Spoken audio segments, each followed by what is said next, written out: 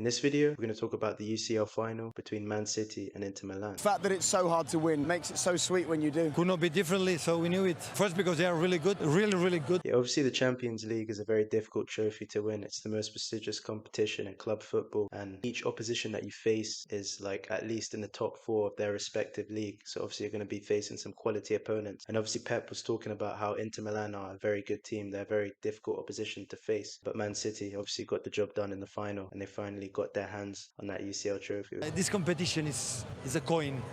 And but we were there. I think it was written in the stars. This season it belongs to us, and we did it.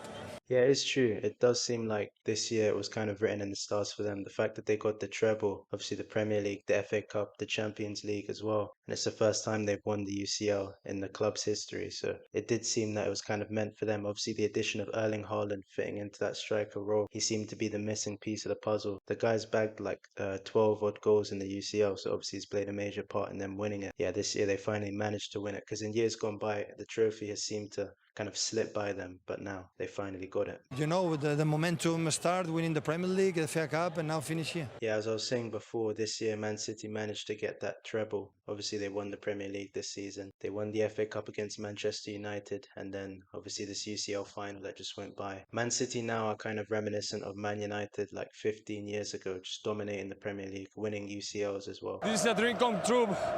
All these guys deserve, all these guys around here waiting, I don't know how many years, 20, 30, 40. I've been here just 4 years, but they deserve, we deserve.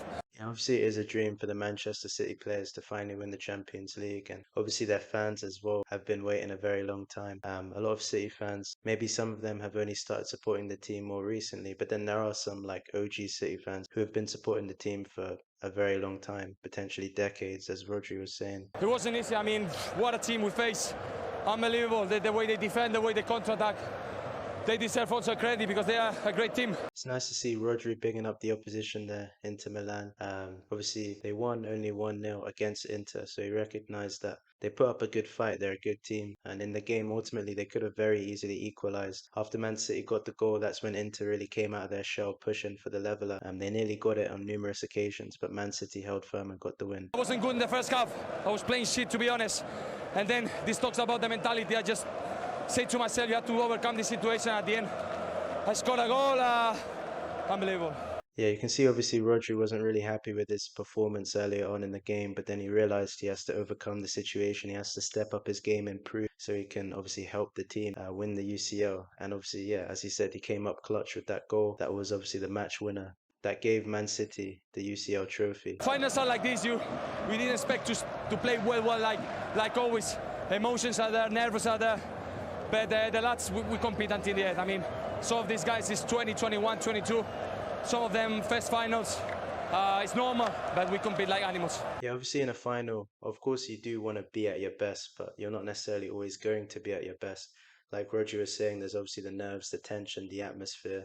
It's a very high stakes final. A lot is on the line, so naturally you're going to be tense. They still managed to get the job done in the end. And as you were saying, a lot of the lads in the Man City team, you know, Phil Foden, Erling Haaland, these guys are like 21, 22, young players. Obviously bags of quality, but still very young. And yet they still managed to come through and obviously help City win that UCL. Champions League and a domestic treble at home as well in the English club. Only the second time that's happened. I think we made history, but this is not the good. The good thing is that we want more.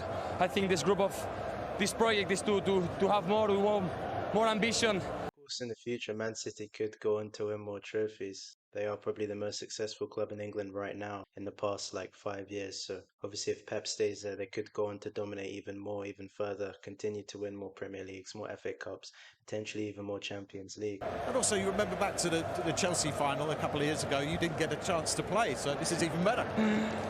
Yeah, I was going to say, Pep, you have to put me.